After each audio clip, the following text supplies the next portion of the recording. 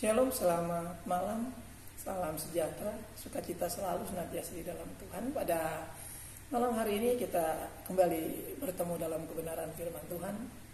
Saya mengajak kita semua berdoa dan tunduk kepala sebelum kita belajar firman Tuhan. Bapa, di dalam nama Yesus Kristus, sungguh hati kami melimpah dengan ucapan syukur senantiasa di tengah situasi apapun yang diperhadapkan. Firman-Mu telah mengajar kami untuk hati kami senantiasa terpelihara sempurna di dalam damai sejahtera Roh Kudus, sehingga hati kami penuh sukacita ketika kami berada dalam situasi apapun, karena Roh Kudus, Roh damai sejahtera terus memampukan kami untuk tetap bersukacita di dalam Tuhan. Kami percaya janji-Mu ya dan amin, dan berkat-Mu ialah nyata dalam kehidupan kami. Oleh karena Yesus Kristus hidup dan berkuasa, dalam Kristus kami berdoa dan mengucapkan syukur. Haleluya, amin.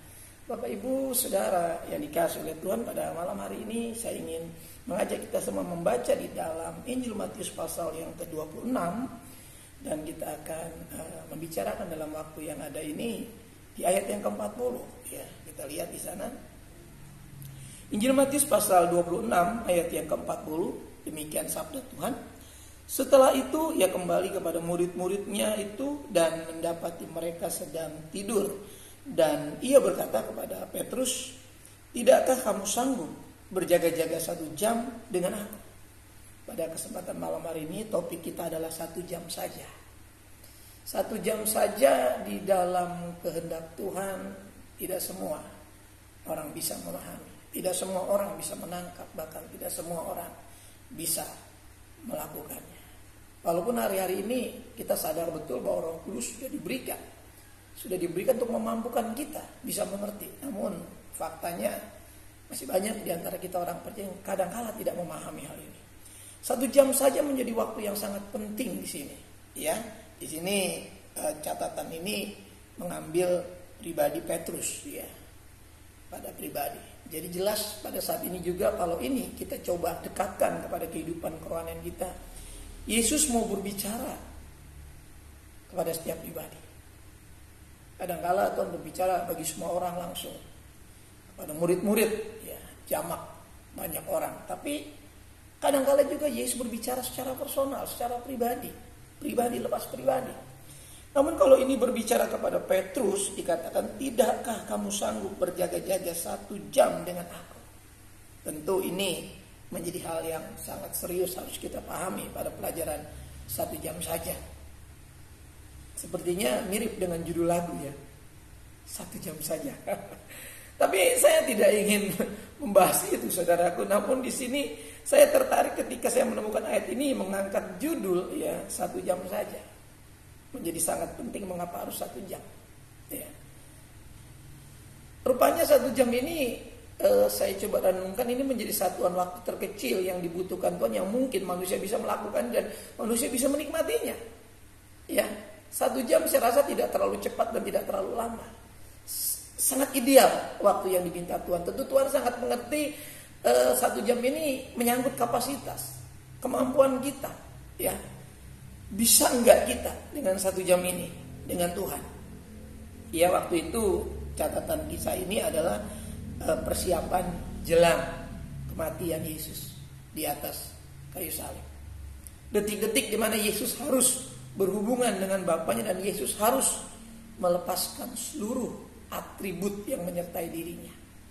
Seluruh apa yang melekat pada dirinya sejak awal dia dilahirkan disertai dengan kuasa yang penuh, karena di dalam dirinya berdiam seluruh kepenuhan kealahan.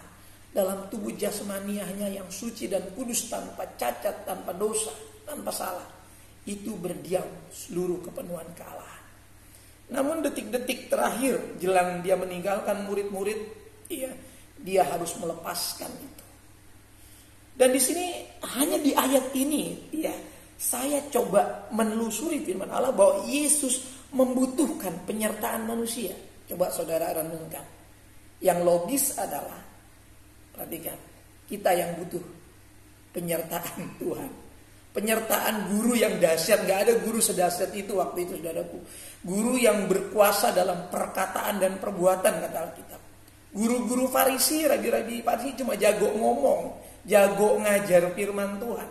tapi nggak bisa menjadi saluran kuasa untuk kesembuhan banyak orang, menjadi saluran kuasa untuk pemulihan, pertobatan bahkan. Bahkan ahli-ahli Farisi sendiri tidak bertobat, itu firman Allah. Bapak Ibu Saudara yang dikasihi oleh Tuhan, ketika pada saat Yesus dalam keadaan manusia jelang akhir kehidupan dan karya sebagai manusia yang rohani, yang melayani murid-murid, dia sangat-sangat membutuhkan penyertaan manusia. Cuma di ayat ini saya menemukan Yesus curhat. Yesus mengatakan, aku sangat sedih. Kayaknya mau mati rasanya. Kalau baca ayatnya, seperti mau mati rasanya. Ya, saya tidak katakan Yesus baper, saudara. Ya, ini potret kehidupan manusia tanpa penyertaan Tuhan. Ya, Bapa sudah mulai memalingkan wajahnya dari Yesus. Dan Yesus sadar waktunya sudah genap. Waktunya sudah harus selesai. Dan dia di sini dalam keadaan manusia yang sangat sedih. Dan dia membutuhkan penyertaan teman-temannya, sahabat-sahabatnya, murid-muridnya. Ya, murid-murid sudah disebutnya sebagai sahabat. Ya, nanti kita akan ketemukan. Nah, ini dibutuhkan ya dalam kesusahan.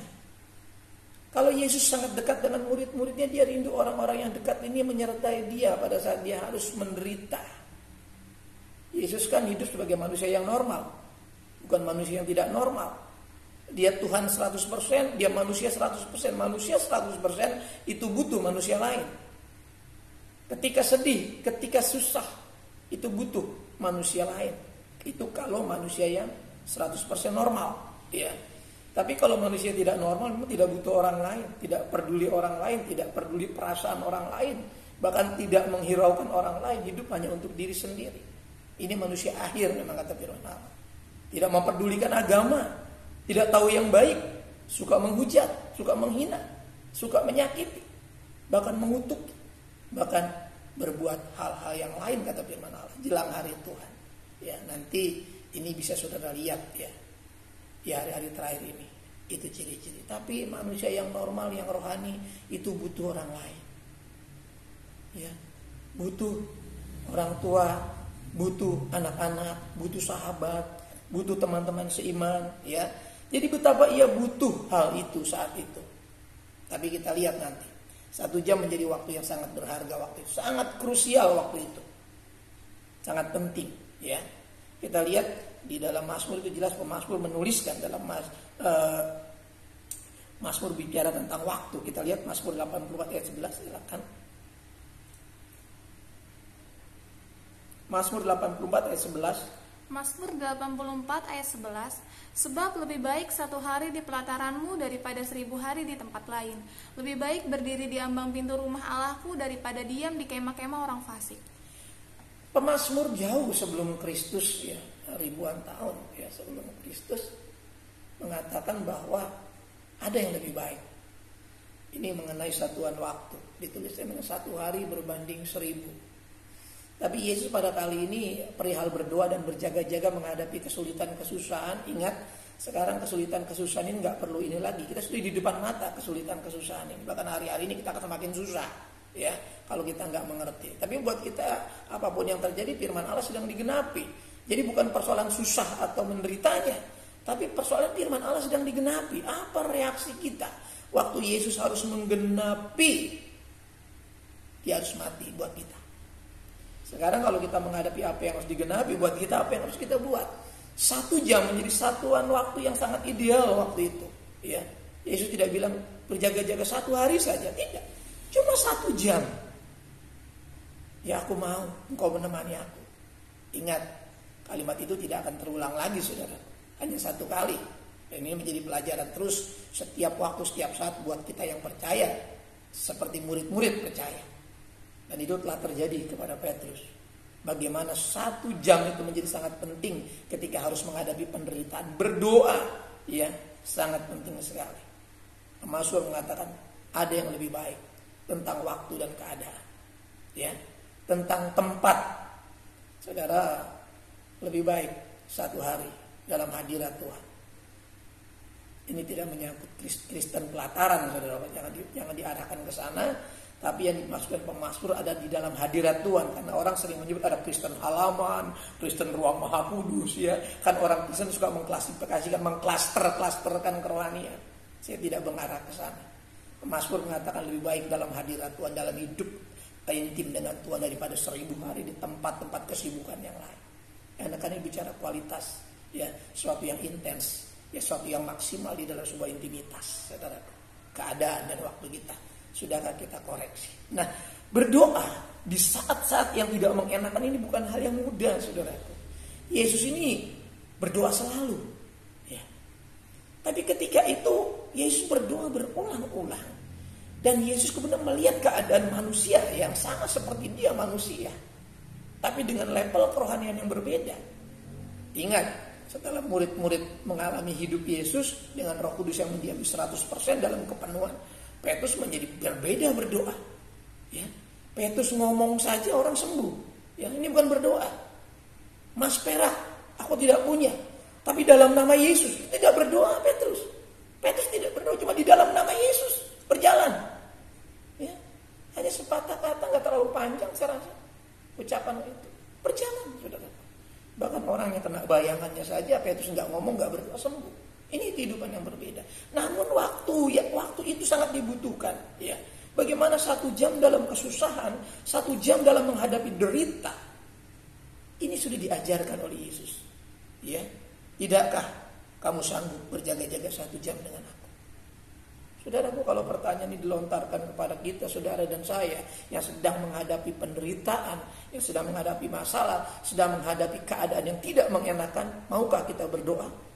Maukah kita bersama dengan Tuhan? Atau kita asik menikmati duka cita kita, menikmati derita kita, tanpa harus kita memperhatikan kebutuhan Tuhan yang mau memberkati kita? Tanpa harus memperhatikan kesiapan Tuhan yang akan memberkati kita? Atau kita sibuk mengurus urusan-urusan kita dalam kesusahan kita, dalam penderitaan kita? Yesus itu menyebut kita sahabat. Ya, coba kita lihat Yohanes 15 ayat 15. Yohanes 15 ayat 15, aku tidak menyebut kamu lagi hamba, sebab hamba tidak tahu apa yang diperbuat oleh tuannya. Tetapi aku menyebut kamu sahabat karena aku telah memberitahukan kepada kamu segala sesuatu yang telah kudengar dari Bapakku. Perhatikan, waktu saudara dan saya ada di dalam 1 jam saja apa yang diminta Yesus, ya. Orang yang berdoa di dalam Yesus dan tinggal di dalam Yesus sudah pasti tahu apa yang akan Yesus perbuat dengan apa yang dia doakan. Jadi kalau kita sudah tahu apa yang Tuhan akan perbuat, kenapa kita harus susah berdoa? Kenapa kita harus menderita berdoa? Ini kan pelajaran penting. Seringkali kita berdoa justru kita menderita di dalam doa. Saudaraku, ini pelajaran penting. Aku tidak menyebut kamu lagi hamba. Ya. Kita anak-anak ibu merdeka, kata Paulus. Kita anak-anak keturunan Sarah, ya, yang melahirkan Ishak. Ya, ini ibu merdeka. Jangan lagi kita berdoa. Ini pelajaran penting. Kita tidak seperti Yesus. Memang situasinya kita tidak menghadapi penyaliban, tapi kita menghadapi kesulitan. Kita berdoa dalam situasi yang tidak mengenakan.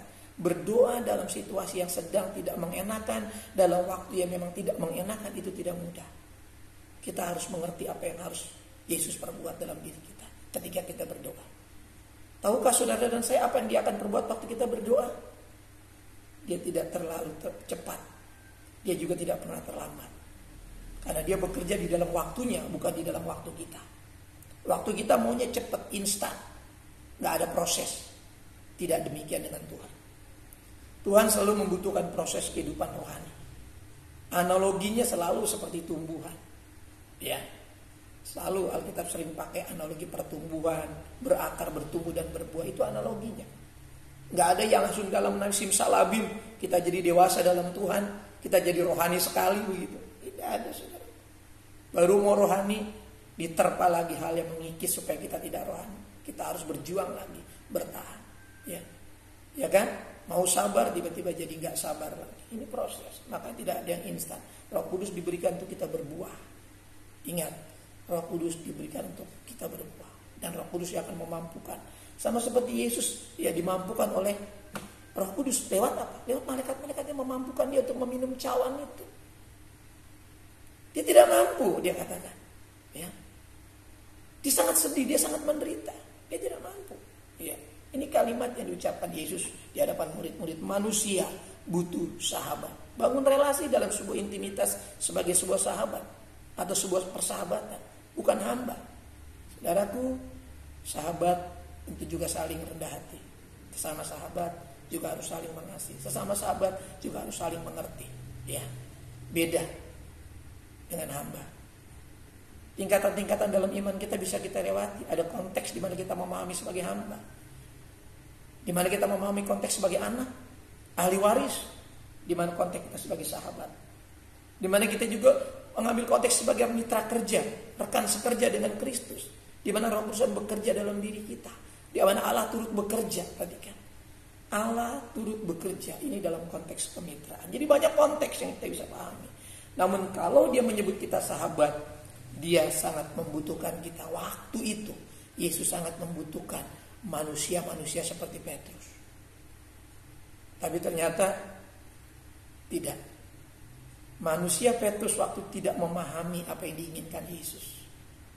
Karena manusia yang tidak rohani hanya menginginkan apa yang mereka inginkan, bukan apa yang Allah inginkan.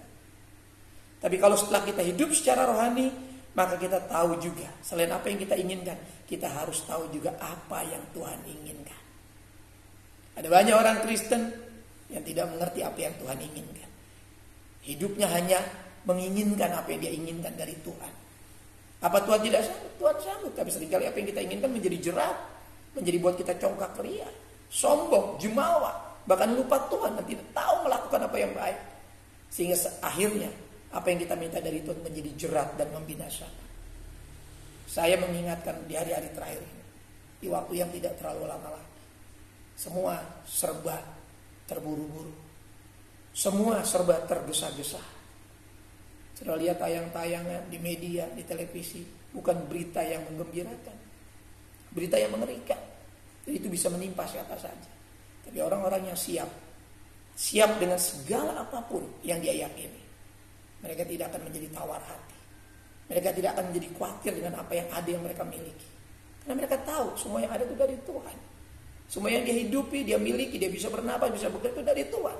Dan kalau sudah berhenti napas kita, apapun yang kita miliki nggak ada artinya, saudara. Nggak ada artinya. Maka 1 jam itu menjadi penting dibanding 24 jam yang kita punya. Saudara dan saya bisa lakukan 24 jam apa saja. Tapi kalau kita mengerti 1 jam apa yang Tuhan inginkan, maka kita tahu apa yang harus menyenangkan Tuhan. Manusia itu butuh sahabat. Manusia selalu ingin dimengerti. Selalu ingin dimengerti. Lihat ayat 38. Matius 26. Ya. Matius 26 ayat 38. Iya. Lalu katanya kepada mereka, hatiku sangat sedih, seperti mau mati rasanya. Tinggallah di sini dan berjaga-jagalah dengan aku. Saudara, ada kebutuhan-kebutuhan yang seringkali kita tidak bisa tangkap dari Tuhan. Tuhan bukan tanpa kebutuhan. Ya, perhatikan. Dia butuh, ya. Makanya dia menyebut kita sahabat. Apakah itu sudah selesai hanya dalam konteks peristiwa di Taman Getsemani? Yesus menyebut Petrus sahabat. Tidak, sampai hari ini. Dia sahabat yang siap menggendong kita. Dia sahabat yang siap menggendong ketika sahabat yang mungkin cedera, jatuh, dan tidak bisa berjalan. Dia akan menggendong, itu sahabat. Dia akan memberikan apa yang kita butuhkan waktu kita mungkin membutuhkan.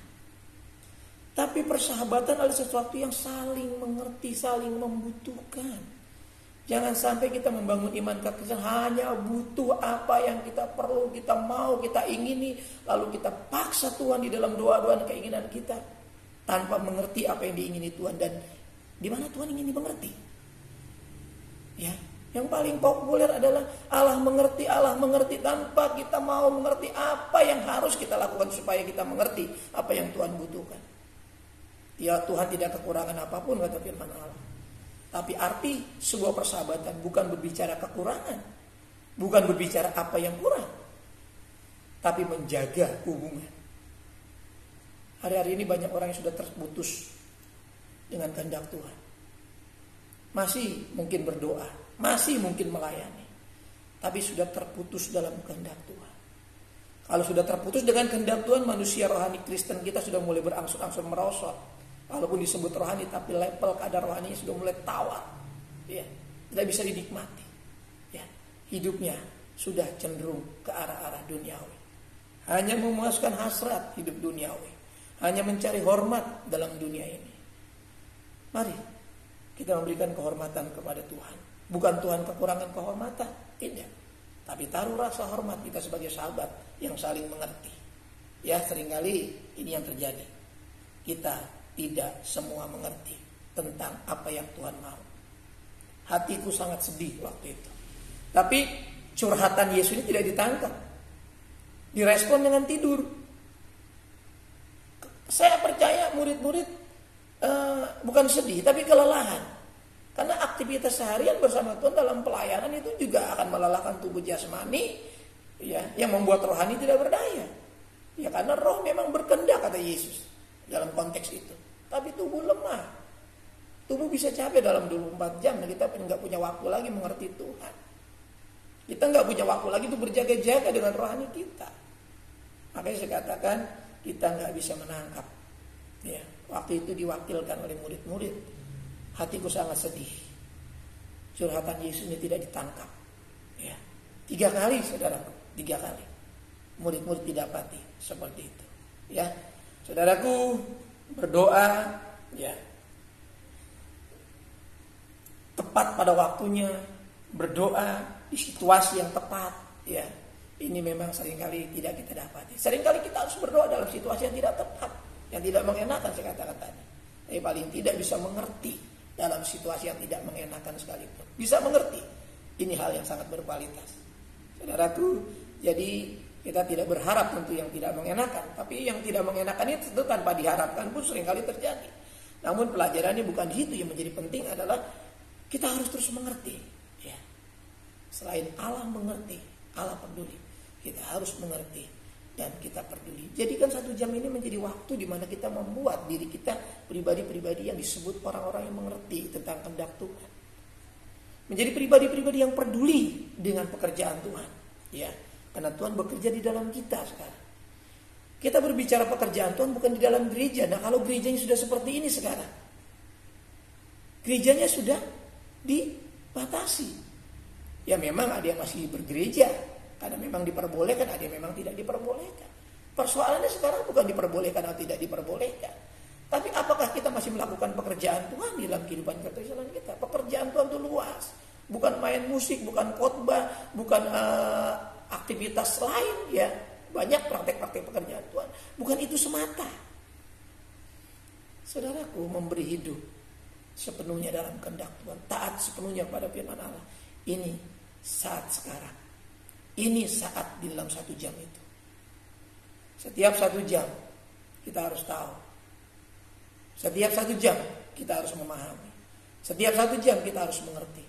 Karena kita tidak tahu apakah 1 jam ke depan kita masih bisa melakukan. Ini yang saya katakan, kita jangan jumawa. Jangan congkak ria. Jangan merasa pasti kita bisa. Wah, saya sehat kok. Saya bisa lakukan apa saja kok. Mungkin besok, hari ini tidak bisa. Ya, saya tidak bisa melakukan firman Tuhan hari ini. Mungkin besok, mungkin tahun depan. Ya, kalau itu masih memang ada. Tapi kalau semua sudah dibatasi, ya, kita ada dalam batas-batas kedaulatan Tuhan. Bapak Ibu, Roh Kudus mengajar kita untuk taat pada keadaan, pada waktu yang Tuhan berikan. Situasi kita ada di dalam Tuhan, dan Tuhan ada dalam situasi kita. Yesus katakan, kalau aku di dalam kamu dan aku di dalam, firmanku ada di dalam kamu, mintalah. Minta sesuatu yang esensi, jangan yang tidak esensi. Orang cerdas, orang berhikmat meminta apa yang tidak dapat binasa, meminta apa yang tidak habis untuk sebuah pemakaian. Ia akan berakhir di jamban, kata firman Allah. Hanya berakhir di WC, saudara. Itu bahasa yang paling kita mengerti sekarang. Jamban tidak populer. Ya, Alkitab menulisnya sesuatu yang dimakan itu berakhir di jamban. Saudara, tidak, ya, generasi sekarang mungkin tidak bisa melihat yang namanya jamban. Karena orang buang air besar waktu itu di jamban. Sekarang tidak ada, zaman saya kecil ada. Ya, sekarang semua di toilet yang modern. Cuma berakhir di sana. Tapi mari kita mengerti apa yang tidak dapat binasa. Yesus katakan, makananku ialah melakukan kehendak. Yesus menyebut kerja buat Tuhan itu, melakukan kehendak Tuhan itu makan. Makan ini gak bisa ditawar, saudara. Apakah saudara makan? Setiap orang yang menunda makan pasti beresiko. Makanya orang yang kemudian mengalami sakit itu karena menunda-nunda makan. Nah, makan itu menjadi sangat penting. Nah, kalau melakukan kehendak Allah seperti makan, kata Yesus, ini menjadi hal yang penting. Sekarang kita tidak bisa berkumpul seperti lalu. Saudara tetap lakukan kehendak Tuhan yang baik. Apapun saudara bisa lakukan kehendak Tuhan di rumah. Bukan cuma beribadah. Melakukan firman Allah dari rumah. Ya. Melakukan firman Allah dari rumah, saudara. Dulu banyak orang yang menentang melakukan firman Tuhan lewat hal-hal yang modern mungkin sekarang semua dilakukan secara modern, ya. Bahkan orang memberi bisa transaksi lewat banking. Dulu orang nggak percaya itu, orang tolak itu, ya. Saudara harus mengerti kehendak Tuhan, ya. Karena ketika semua tidak bisa dilakukan bersama-sama di dalam gereja, orang yang tahu melakukan kehendak Allah mengerti apa yang dilakukan sahabatnya, yang diingini sahabatnya, dia tidak bisa dibatasi oleh apapun. Roh Kudus itu roh yang sangat jenius, cerdas, brilian apa yang dihasilkan Roh Kudus dalam pikiran hati kita. Tapi hanya orang-orang yang paham, saudara. Hanya orang-orang yang memiliki tingkat pemahaman tertentu yang bisa mengerti kehendak Allah. Murid-murid itu diajar 3,5 tahun ini jelang akhir 3,5 tahun pengajaran itu. Petrus didapati masih tidak mengerti berjaga-jaga, masih tidak mengerti berdoa 1 jam. Berdoa 1 jam, saudara. Ya. Terakhir ketika saya berpuasa 40 hari itu tidak sampai karena orang tua saya keburu sakit, ya. Dari awal saya belajar berpuasa 10 hari, 7 hari, 3 hari. Dari awal saya sebelum menikah, ketika saya mulai bertobat, saya belajar berpuasa. Ternyata memang gak mudah, tapi setelah dilakukan, saudaraku, Roh Kudus topang saya. Saya pernah puasa 3 hari, puasa Ester waktu itu. Saya ceritakan kepada saudara, bukan untuk pamer, tapi saya kasih tahu bahwa manusia hidup dalam kehendak Tuhan, manusia hidup dalam kekuatan Roh Kudus. 3 hari puasa Ester, tidak makan dan tidak minum, tidak mati, saudara. Memang lemah sekali tubuh saya, letih sekali. Itu saya rasakan secara jasmani dehidrasi. Tapi tidak mati, saudara. Jadi hari-hari ini kalau kita hidup dari firman Allah, saudaraku, enggak cuma hidup dari makanan, minuman, roti dan sebagainya. Kita hidup setiap saat. Bukan cuma Rabu ini, bukan cuma Minggu Raya di rumah saya menyediakan makanan. Saya selalu berdoa supaya makanan ini fresh, segar, tidak ada makanan ini didaur ulang. Ya, makanan ini selalu baru, roti yang hangat dari sorga. Saya bisa menikmati, saudara bisa menikmati. Jadi dia sahabat sejati, dia sahabat dalam setiap keadaan kita. Makanya dia katakan, dia nyatakan 1 jam ini menjadi waktu yang sangat penting, kebersamaan di dalam Tuhan. Iya, bangun ini, saudaraku, 1 jam terlewat begitu saja. Waktu itu 1 jam terlewat begitu saja. Apa bisa diriwayat? Tidak bisa diriwayat, tidak bisa diputar ulang. Andai waktu bisa diputar ulang, enak, saudara. Saya ingatkan, waktu tidak bisa diputar ulang. Jadi kita jangan bodoh, ya, jangan seperti orang bebal, kata firman Allah. Hiduplah seperti orang arif bijaksana, karena 1 jam itu akan terlewat. Kita lihat ayat 45 sebagai ayat yang terakhir. 1 jam terlewat begitu saja. Matius 26 ayat 45. Sesudah itu ia datang kepada murid-muridnya dan berkata kepada mereka, tidurlah sekarang dan istirahatlah. Lihat, saatnya sudah tiba bahwa anak manusia diserahkan ke tangan orang-orang berdosa. Perhatikan, ucapan Yesus yang terakhir ini bukan ucapan frustrasi, bukan. Tapi Yesus lihat memang manusia betul-betul lemah. Ya. Dia sendiri pun sebagai manusia waktu betul-betul dalam keadaan yang sangat, ya, sampai dikatakan kalau boleh, ya, ini ucapan yang sangat logis, ya, manusiawi. Dilihat murid-murid sudah lelah, ya udahlah tidur saja. Tapi yang menjadi krusial dan penting waktu itu bukan masalah disuruh tidurnya, bukan masalah waspadanya, tapi waktu sudah terlewat. 1 jam yang diingini sudah terlewat. Sekarang apa mau dikata? Ya udah tidur saja, kata Yesus. Ya, waktunya sudah tiba. Saudaraku, saya nggak tahu kita masih punya waktu berapa jam. Saya nggak tahu. Tapi jangan sampai 1 jam ini lewat begitu saja dan kita nggak dapat apa-apa, cuma tidur yang kita dapat. Tuhan bilang udah tidur saja. Cuma dapat tidur, saudara. Nggak dapat pengalaman. Coba kalau bertahan dengan Yesus, pasti ada pengalaman yang berbeda dan sudah dicatat dalam Alkitab. Tentu ceritanya nggak jadi seperti ini. Tapi semua manusiawi sekali.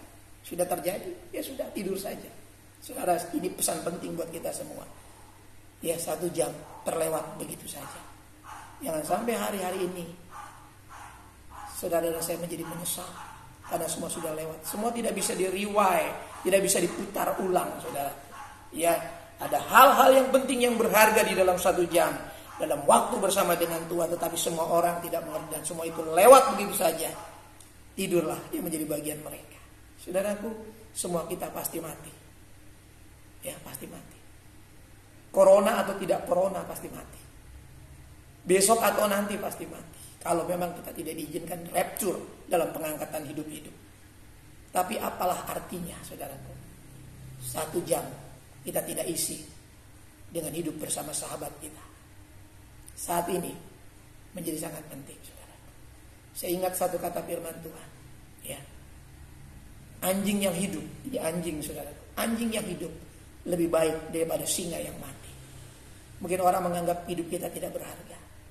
Tapi Tuhan sudah membuat kita menjadi berarti. Itu lebih baik daripada singa yang mati. Daripada orang-orang yang punya berpengaruh dan kuat. Anjing adalah makhluk yang selalu dipandang hina. Itu lebih baik kata Alkitab. Anjing yang hidup itu lebih baik daripada singa yang mati. Saudaraku, rendahkan hati kita, belajar butuh Tuhan, dan belajar mengerti sahabat kita. Kita tunduk kepala, biar 1 jam bersama dengan Tuhan selalu kita nikmati. Terima kasih hambamu sudah menyampaikan apa yang kau taruh dalam hati hamba untuk mengatakannya. Bahwa kau sudah mengingatkan di hari-hari ini adalah waktu yang sangat penting. Karena semua akan lewat begitu saja. Semua akan berakhir dengan begitu saja kalau kami tidak hidup sebagai sahabat dengan Tuhan.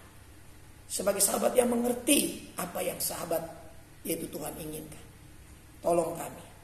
Jangan ada di antara kami yang masa bodoh dengan 1 jam yang diingini Tuhan.